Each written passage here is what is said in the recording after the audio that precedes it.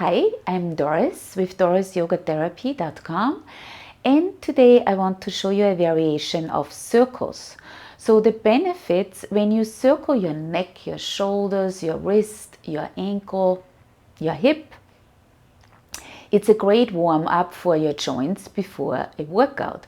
And it's also a great exercise to relieve stress and tension. Also improves your flexibility. So when we are stretching, you are reducing also pain, right? So when you circle, you're reducing pain in your joint. Now, small shifts every day lead to big shifts over time.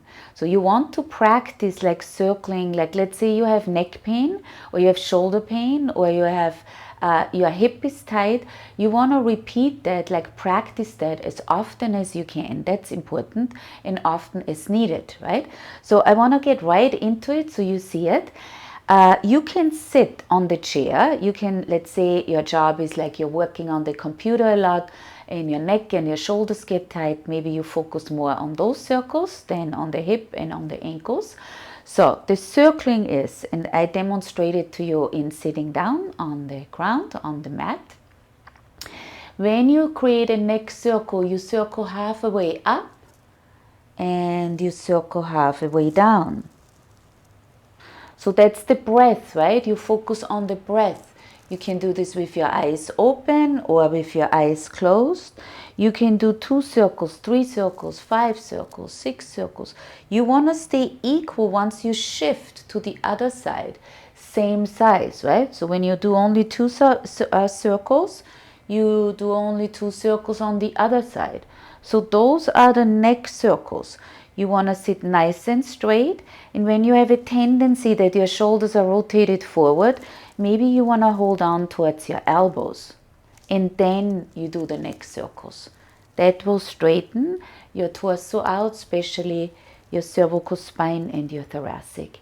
Now, let's get into the shoulder circles. When you do the shoulder circles, that can be sitting on the chair, standing up, or again, as I demonstrate, sitting down, cross-legged. You can focus here on the breath. When you want to focus on the breath, the inhale is the circulation forward and up, and the exhale is the circulation back and down. When you just want to get into it and breathe, you can do that as well. You can do also the rotation from the back to the front, from the back to the front. So those are the shoulder circles. And the wrist circles is, you can like kind of restrict yourself. Your elbows are towards your rib cage and your hands can be stretched out and you circle. Or you make a fist and you circle. You're still feeling like that lubrication of your wrists. And again, same size, like when you circle like to the left 5 times, you circle to the right 5 times. You can also stretch your arms out and you can circle with the fist as well. Either way, you can play with this, since when we are holding a tension in the neck and in the shoulders, most likely you have it also in your hands, especially when you work on the computer a lot. So those are like the upper torso circles, right? When we are going in the hip, there's definitely in sitting down or in standing up, what I show you later. In the hip circle, you circle forward, that's your inhale. And on an exhale, you hold on towards your knees, you round your back, you put your belly button towards your spine. This way you really get the lubrication going in your biggest joint, and that's your hip. And again, you rotate in the other direction. Same amount of circle. And you can go slow or you go faster. It's all up to you. Your eyes can be open or your eyes can be closed. Now in standing up, I show you afterwards, but now let's go into the ankle circle. So in ankle circle, what you can do, you can come on your elbows. You bring your feet up a little bit and then you circle your ankles. You can look at your feet if you like. Again, same amount. Important is when you're going to the left on a 3 or 4 or 5 circle, you go to the right, same amount. You can come even higher up and you circle.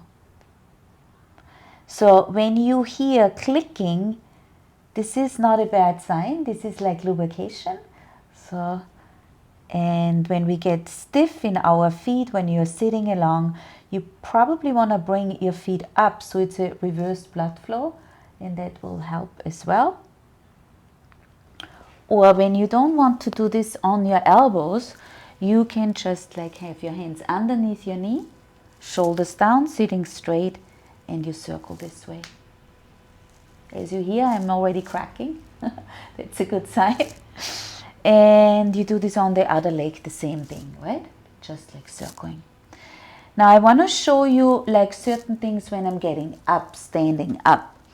So all of those you can do standing up as well.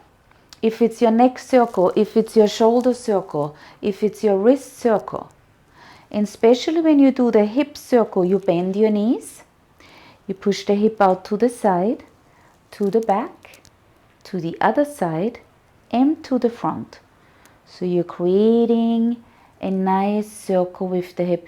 It's almost as when we were kids, we had like this hula hula thing going, right? And that is almost the same thing.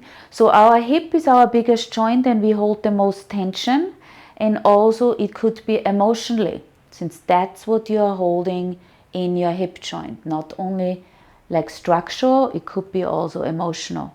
And then you go in the other direction. Now the same thing you can do like with circles on your ankles. You can hold on to the wall, to the chair, you bring your knee a little bit up and you circle your ankle in both directions. So those are all the variations of the circles. And same thing again, you want to make it like a daily practice, whatever you have to circle, right? Whatever your need is, we are all different, and I want you to tune in with that. And this is one of the most important things in life, that we circle and loosening our joints. And I wish you good luck with that. Until the next time, namaste.